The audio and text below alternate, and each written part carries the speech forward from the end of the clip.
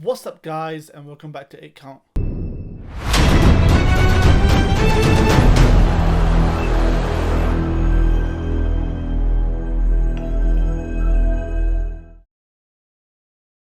So today I'm back with another video. Obviously it's fight week, and the fight week it is between Trilogy vs Murata.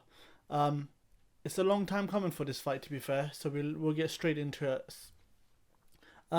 So obviously Gennady Golovkin vs, I might be wrong with pronouncing names, but it is Royats Murata. They've had I think they've had to reschedule their fight twice, from what I remember. Just because I think COVID came in the way, sort of thing, and they've had some problems. But this fight is happening in Tokyo, which surprisingly, because I think Triple G's fights have been a lot in America, but he has had one here in the UK. But it's nice to see the boxing being global, and I think Murata is a Japanese boxer anyway, so it's good for Triple G to go back in his backyard. So obviously this fight is taking place. Triple G was 43 wins, 36 KOs, and one loss, obviously coming to Canelo Alvarez, a controversial loss. With a lot of people might not know Murata, but he's got 18 wins, 16 KOs, with 2 losses on his record. So obviously this fight has probably came about where after the loss of Triple G, it was really hard, I'm guessing, for Triple G to sort of to get over that loss, especially at that age. I think he was like 36 or 38 at that age. So he's been quite quiet. He's been quite under the radar. His last 3 fight was against Camo Sejmata. Once again, these like European surnames, it's quite hard to pronounce, but I'm doing my best here. Which is like, he TKO'd him in 2020. So it's been 2 years since he last fought. But then Murata has fought last time 2019. So it's one of those things where both of them are coming off a quite big layoff. In that sense, like 2 to 3 years, if that makes sense. Before that, to be fair, Triple G fought Sergio Dershchenko, and that in fact, if you guys remember, that was a really controversial win for Triple G. A lot of people thought that Dershchenko won that fight, but obviously he pulled through. He got the W in the end, and then obviously Canelo Alvarez gone Steve Rose before that, which and then Canelo Alvarez lost basically. With Murata, his last fight was with Steve Butler. Not many know him. If you do, in the middleweight division. And then he had a Robert Bryant, rematch, which he avenged. That was one of his losses, which he, avenged.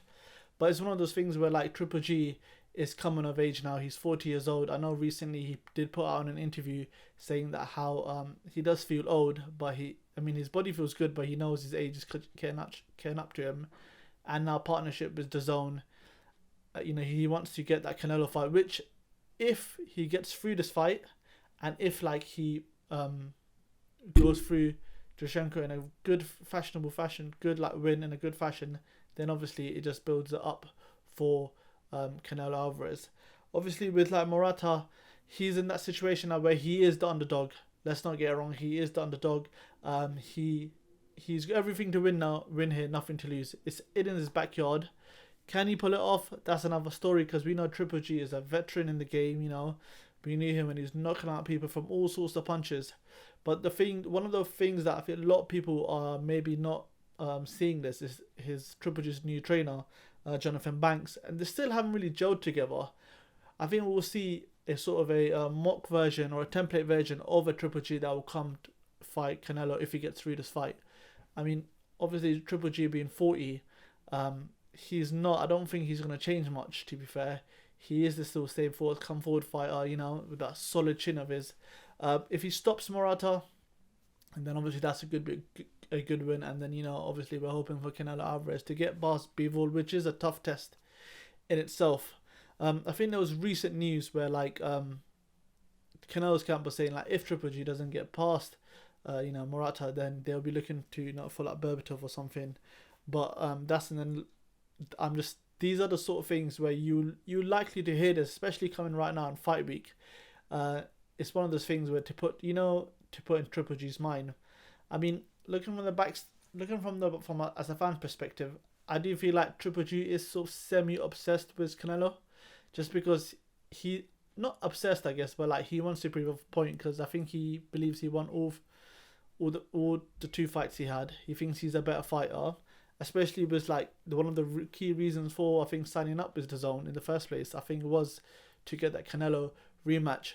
Obviously, after beating Triple G, Canelo's gone on to do like a lot of things, but Triple G's main focus is to beat Canelo. It's one of those things where like I feel like if it is his time, he's gonna beat him now. It's like it reminds me similar to like Manny Pacquiao, where you know he fought Marquez and then there was all sorts of sort of controversy, and then he had a few fights there, and then Marquez fought him again, and then you know Marquez gave that, you know, he's going to sleep sort of thing. He's not getting up, Jim. He's not getting up. The famous words of Roy Jones Jr.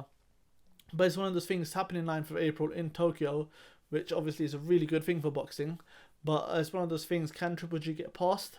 I believe he can. I believe he stops him, and he stops him quite late, I think so. Just because I feel like it's a lot of ring rust, and he stops him, and that sets him up for Canelo Alvarez. If Murata does win, boy oh boy, I don't know what the hell's going to happen then, But I'm going for Triple G for the win. Let you guys, let me know, guys, what you think. And if you like the video, please like and subscribe to our channel. Really appreciate it. Thank you for watching.